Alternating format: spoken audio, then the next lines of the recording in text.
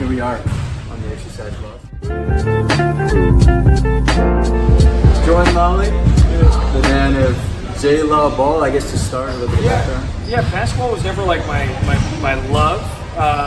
Even like growing up, like I wanted to be an orthodontist, like for my entire like childhood, I feel like, because I thought my ortho had the best possible life. He worked 3 days a week, was on the water like for the remaining 4, and so I went to college like using basketball as kind of an avenue to get to dental school. So I chose a biology school at UC San Diego that had a really good pre-dent program and good opportunity to get to the school I wanted to go to, and ended up actually doing something with basketball by the time I got to my senior year. Like I realized that I was still kind of good. We could do something, probably play at the next level, and I played at the next level. I played professionally, and while I was in college and beyond, like I had a couple of clients that I would train. Didn't really utilize that as a career path. Like came from a very conservative family and who preached like you need to have job security, you need to have benefits and health benefits and all that good stuff. And it definitely was a kind of frowned upon, you know, by my family to do something that was only considered like a hobby or a pastime.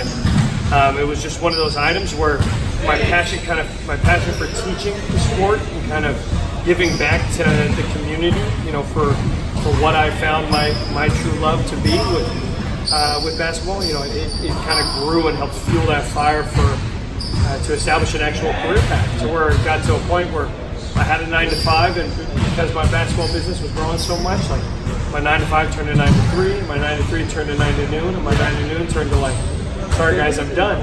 So it turned into a career path I think there. Very cool. I know too, for people that have followed you, understand that whole brain tumor situation with MRI. I know that's a big part of your story. You have a pretty long story to tell beyond that. So for those that haven't gone and seen your video on YouTube and this kind of thing, your age and all that, a lot of my followers are up on the northern hemisphere still. So if you could kind of strip away what faithfully happened, that's a huge portion of a part of what's going on with you. Oh yeah, too. So it's like that whole story is. I mean, I can tell it in 15 minutes, but I'm giving the accelerated version. Like I got in a car accident in August. Sorry, in October, and about a month later, my knees were starting to bother me. So I told my doctor and my lawyer for the accident. I told them like, hey, my knees are bothering me. I'd love to get an MRI. And when they went to go schedule, they must have heard me wrong or just assumed that you know, that I wanted something for my upper neck, because I showed up to the MRI appointment and I went up to the MRI technician. And they're like, okay, well the machine's only going to go from the top of your head down to the middle of your chest. And I was like, well, there's a lot of real estate between my neck and my knees. Like, you sure? Yeah. And they were just like, yeah, you know, we're sure this is what you guys ordered. You know, is it not? And I was like, oh no, I'll take it. There must be a reason, you know, for it. And you know, I'll just schedule one for my knees at a later time. And sure enough, you know, a couple weeks later, I got the results back, and that's how we found the brain tumor. It was just pushing up against my brain stem and sitting on my acoustic nerve bundle, which affects my hearing, and my vestibular nerve bundle, which affects like balance coordination, which is my livelihood.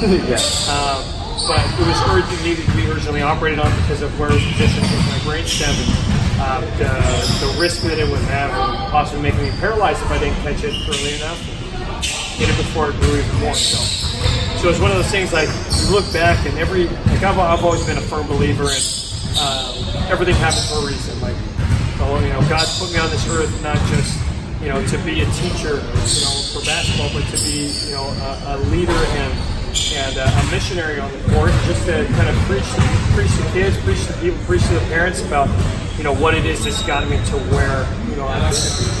And it's not my will that any of this happened, you know, it's His will. And for me to come out of this situation, like, or even like coming out of the news of me hearing that I'm brain tumor, like there was never a moment where I thought like, oh my gosh, I'm gonna die. Oh my gosh, this is the worst thing that's ever happened to me. I've always had this, my wife says it best, like, I don't worry. Like, she's like a big worry wart.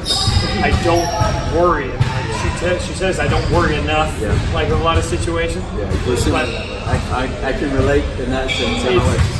It's just one of those things I've been blessed with, you know, being able to worship for the things that I have, even in those negative situations, over worrying about the negative things that come up out of positive situations. Yeah. So this whole time, this uncommon faith of everything being okay and everything, possibly working out, even though it's a serious, it was a 12-hour surgery, that left me deaf in my right ear, so I'm constantly deaf for the rest of my life. My balance still sucks, but it's just one of those things, like this uncommon situation that we had, getting in a car accident to find this tumor, was really something that I was able to get through from my uncommon faith, and how the process was going to play out. Perfect. No, it's one of those situations where you can't even, you can't pretend to relate. Yeah. You just kind of got to admire it and understand, the beauty is you can apply it, in everything, application. So very, very cool. To switch gears to more spontaneous topics, I guess. There's been this bizarre trait lately. It's like a trend of guys that I don't even know if they play basketball for the good, but they've been getting on Instagram and trying to clown trainers lately. I know there's whether it be a travel thing or whether it be no, that move wouldn't sit me thing, or whatever the case may be. I guess I just want your 2 cents on because even as a dude, I played professionally, I don't even have 10% of the people looking at my content that look at your content. So it's daily you'll post something. There's at least 100 people that just have something to say about it. I guess I'm curious, as a dude that just consistently gets people critiquing either a move that you've done in training or a training style that you've applied, or the list goes on. So what is the response? What is it what can you say? Well, I used to handle it differently back then. I used to, feel like I needed to engage with everybody to try to prove my point. Yeah. And then I realized that people are going to paint their picture how they best see fit. It's like fake news out there, being able to jumble something or take a piece of something and then create a narrative around it. Yeah. There was one video that I'm still getting criticized and raged upon on Twitter, and it's Julius Randle did this ridiculous spin move where he pushed ball around his body off a pick and roll. Yeah. And they paint this narrative that they think that that's the kind of stuff that we work on, and there's this definitive, thing, I'm serious about it. If you come into the gym with us, you realize how lighthearted, how much we love to have fun and enjoy our time. And that happened out of Jerome doing something creative, because I told him, get wild with it, have fun, get creative. And he did it, and I was like, whoa, what was that? What did you just do? Do it again. And we just caught it on film. So it's just, people take narratives out of context, and regardless of what you say, they're going to believe that false narrative or believe that narrative because it fits their depiction of who I am. So it took a lot of patience, it took a lot of willpower, a lot of prayer for me to kind of get out of that habit of feeling like I need to prove to everybody who I am. But then I realized as long as I'm comfortable with the person that I am, as long as the people who are around me, who know me, not just the people that I know, but the people who know me are comfortable with it, then that's all I really have to strive for. All the Twitter thumbs, the Twitter fingers, and all the Instagram trolls, they're going to be out there for the remainder of the existence of social media. So it's a matter of me just feeling confident in a way. Very cool. So a question from a homie of mine named Joel, this chat. He was the one that kind of siphoned me out to China, I guess, when I played on the circuit out there. And he wanted a further explanation for, I guess there's a lot of people, which is true, better than anybody, but they think they have what it takes, they don't necessarily know what it takes. I guess there's that gray of what people are curious what it takes. What does that actually mean? So if you've seen professional athletes, elite high school athletes, all the way NBA to 5th grade, I guess, what is there's always kind of that fine tune of what it necessarily takes to become an elite athlete, faithfully, physically. I'm kind of curious, your 2 cents on what that looks like. Yeah, I mean, what it takes is a balance, amongst a bunch of things. There's some freak athletes who can get away with not being the most gifted, intellectually on the court, and they have just this it ends up being a balance where your athleticism can outweigh and your dog mentality can outweigh your lack of IQ and maybe like stamina. So there's always going to be this fine balance. What it takes is understanding what your balance is, what it is that you excel at, and what it is that your deficiencies are, so you can raise that bar up to make sure that you are not a liability, but rather you're an asset in every category. And for a lot of people, like successfully, like whether you're 5th grade up to professional level, the one commonality that I see as far as a trainer having what it takes to get to the next level is having this dog mentality. Like there's a few people that possess it, but a lot, and it comes in different forms. But for a lot of people, it's the willingness to never give up or back down from from their opponents or from like a challenging situation. And that's kind of lost in today's society. Like we live in an age of edits, where if I don't do something well, don't worry, I can just cut that out and I can just edit something good in there. So there's no real like accountability, personal accountability, to make sure that immediate instance, that immediate action is done like as if it's the only action, only attempt that you're going to get.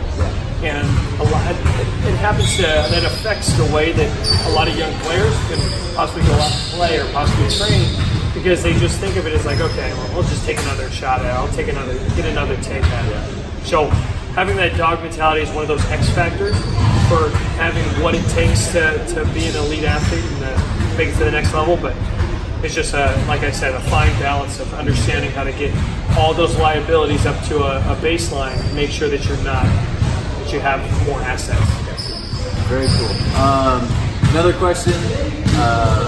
Miles McCall, he's a rapper, R&B guy, kind of from the Denver area. I guess he was curious. He's always had this situation where he's aspiring to kind of get his foot in the door with people that have already done it. But he doesn't want it to be a corporate relationship, an actual like genuine relationship. And for a guy that has several NBA connections and professional connections, I guess I'm curious because at one point you didn't have that. Like at one point, people just don't have the ability to stay in this. So I'm curious what it is you did, whether it was remain persistent or diligent in your craft and eventually just doors open faithfully, or it was more like you just kind of kept bugging people until it was like, hey, I'm at the door now and I can do this. I'm kind of curious as well as other people that looks like. Yeah, I mean, there's two ways that we kind of put it together, and there is the persistence. You hit them both on the head. There's a persistence where I'm just going to send a message to somebody, and until they respond negatively or positively, and I'm going to do that to everybody in the industry. Yeah. There's that way of going about it. I'm not saying it's the wrong way.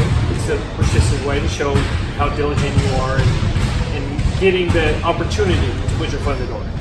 I'm not that kind of person, so I wasn't the kind of person to go out and send messages to players or send messages to agents or send messages to organizations to do it. I tried to let my organic behavior and organic relationships that I create open those doors for me. So we're in a service industry of being a trainer. And so a lot of times the biggest growth for service industry people is word of mouth. So if I did well with Timmy's parents and they send me to Johnny's parents have a connection with somebody in the league, and now they have that.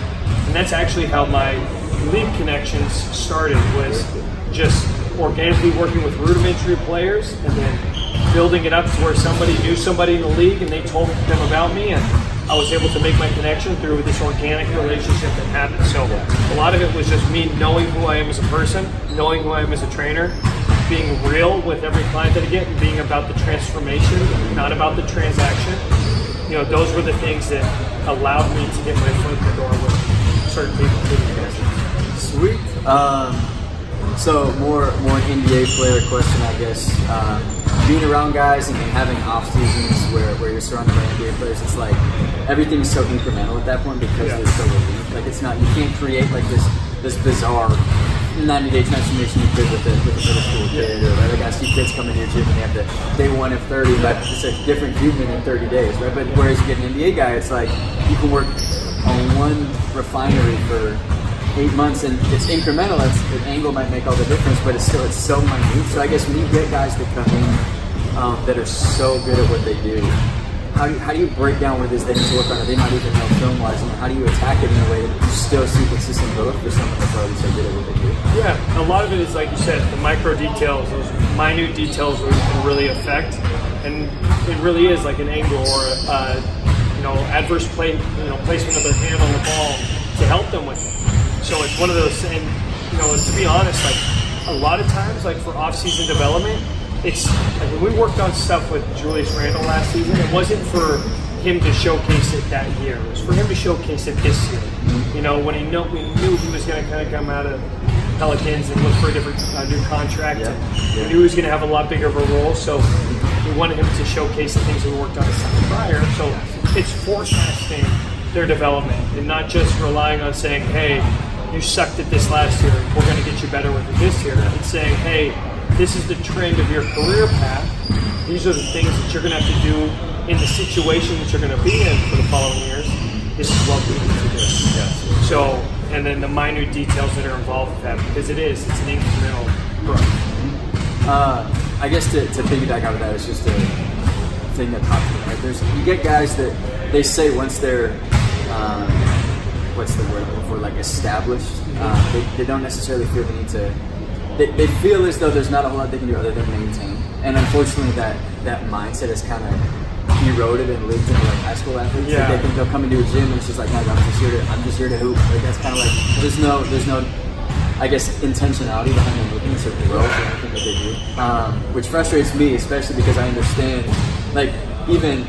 I mean, there's that bad stigma about Russ where it's like he's just not good. Like, but you can't have that at 16 or 17. Or so I guess if you have dealt with anybody like that, how would you go about kind of teaching them in a form that they respond? Or if you haven't, I guess if you had met someone like that, how it would be attacked? I think talking about it from a psychological standpoint would be the best course of action. Like, we've had players we had to deal with that where we had to distinguish and tell them, like, listen, there's a distinguish between an athlete who needs to change something, who needs to maintain something, and who needs to refine something. And when you get a high-level athlete who's, say, young, high-level athlete who's still young, there's a lot of aspects that you need to change. Once they start getting into their college professional career, then it's refinement. Like, okay, we need to refine these. That's where the micro details come into play.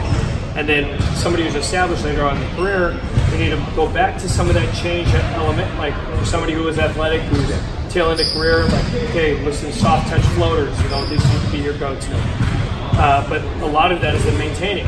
Maintain your space, your stability, maintain your stamina, maintain your ability to knock down shots. Like those are things. So there's different stages, and making sure that they understand, like, even though you feel like you may be shooting extremely well, there's a lot of other factors that come into play. A great shooter in high school is going to have a lot more variables pumped in the equation when they get to college. So adjustments need to be made. Change needs to happen. Perfect. I guess to stay in the realm of high school. As a high school athlete, when they come into you kind of alluded to the dog factor. I guess if there's one thing that they can focus on, it might be psychological. It may just be something as simple as X, Y, and Z throughout the course of time. If they aspire to be collegiate professional athletes, but they're still in that stage of, okay, I'm 14, I'm pretty good, but this is what I want to do. For those kids, what would you encourage?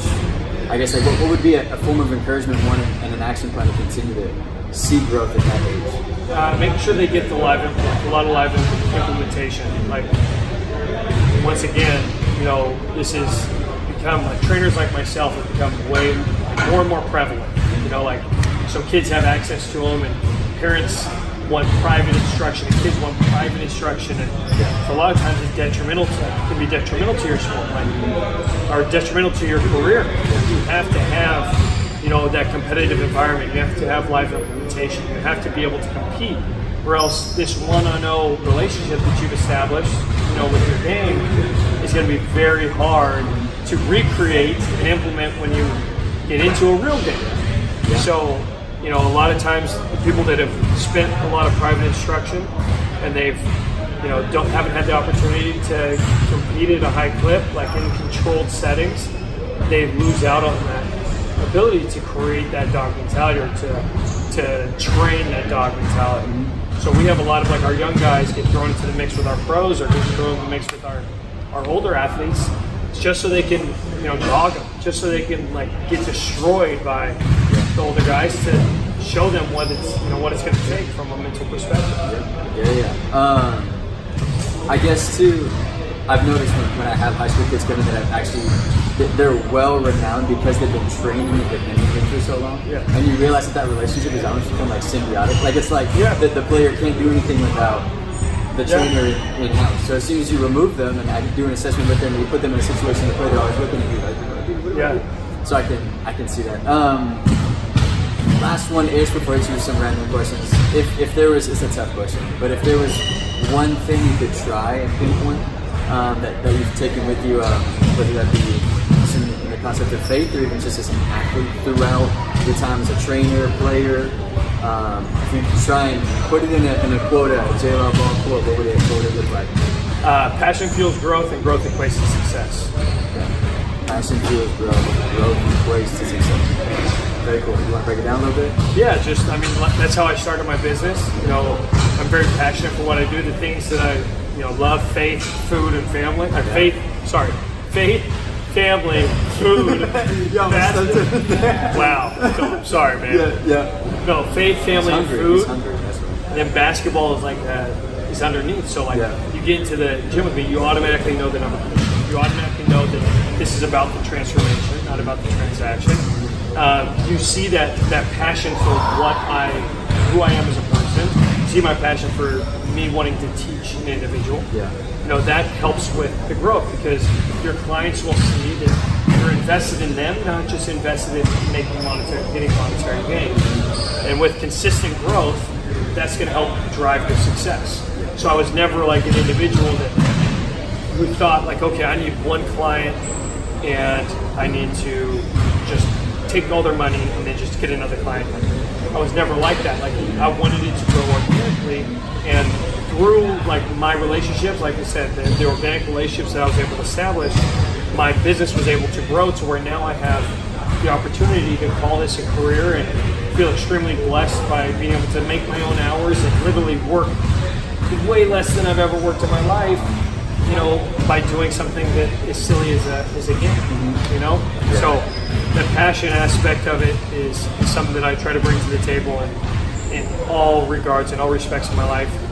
And it's helped me grow as a business, as an individual, as a man of God, as a family man. I would say of all the people that you follow, those trainers who's kind of like that Adidas squad. And you're like the guy. Like that's what I was laughing at. I posted my story. It was like 9 a.m. and Fallon gets a dunk, and there's only one dude yelling, and it's always you every time. So, which is dope, because that's just it proves that there's always that essence of joy in what you're doing. You understand that the pathway wasn't self-carved; it was very much laid out for you. So, and for this last little bit, I've actually never done this, but I'm just curious. This is totally random, but since this has been like so organic already, I'm gonna ask you just random questions. Cool, could be anything. And I guess I'm just curious what you would say. This perfect example. Yeah, perfect. So random. I'm thinking, like, if you could have a spirit animal, what would it be? Oh my gosh, what? Spirit animal? Spirit animal. What's a fun animal? I don't know. This one's all yours. I can't take it from you. Oh my gosh, man. Have you never been asked this before? Never. No, really? I've never been asked this before. Really? No. Chandras would be my spirit animal. So okay. Oh, the homie from one of my clients from India. I've said that. Actually, I know exactly what you're talking about. Chandras is the man. Yeah. No, but honestly, spirit animal. You gotta give me some. Man. I don't know, man. A wolf. I don't know. A wolf. I don't know. And I don't even know why. Like, that's the thing. Next question. See, that's all we need. Impromptu. Greatest basketball player of all time. Oh my gosh, Michael Jordan. Yeah, you're gonna stick with it. Give me a 30-second reason. He was one of the most prolific players on both ends of the court. Yeah. He literally is the most refined player, even to this day, probably the most refined player in an age where they did not work on skill development. Like I know personally that from a source that he did not do any skill work during his career. Like it was practice and play. Like everything that you see that people like me train and utilize, like his mechanics, like Kobe. Yeah. Like he's the originator of it. So his refinement, precision with every angle, every control was amazing, and he could pick apart in any facet. Like he's just unbelievable, unbelievable. And I think he had one of the biggest marks on the sport, obviously, out of any player that's ever done it before. You know, Magic or before anybody else. It was a much tougher time to make an impact during the 80s, 90s, and beyond. And he's done an amazing job. Dope. All right. Best basketball shooter you ever played in? Oh, Hardens. Really? Yeah, you're Harden guy. Hardens. Three-stripe life, baby. Yeah, you gotta be. Oh, okay. One more. I gotta think of a good one. Better than the spirit animal one. Yeah, that got you locked It's up. still on. I'm gonna make you come back to it. I'm gonna make you come back to rattle. it. Oh, my boy, best come back to it. Go. Casey. Oh, you guys, it's been that way. You got something else, dog. Okay. All right, Casey. Okay, so you did unintentionally put food before family because you must be hungry. I know it's not real, but if you had to pick one meal, you're on an island. It's your last meal. What do you eat? Strudels. It's German food. Strudels. It's like fried dough, gravy, onions. Absolutely amazing. I come from a German-Ukrainian household, so all of our dishes are very foreign. Strudel life. Nothing else. Just give me a plate of strudels. The last dish. All right, Davo, I appreciate it. Thank you for your time. Oh, my pleasure. My pleasure. Yeah.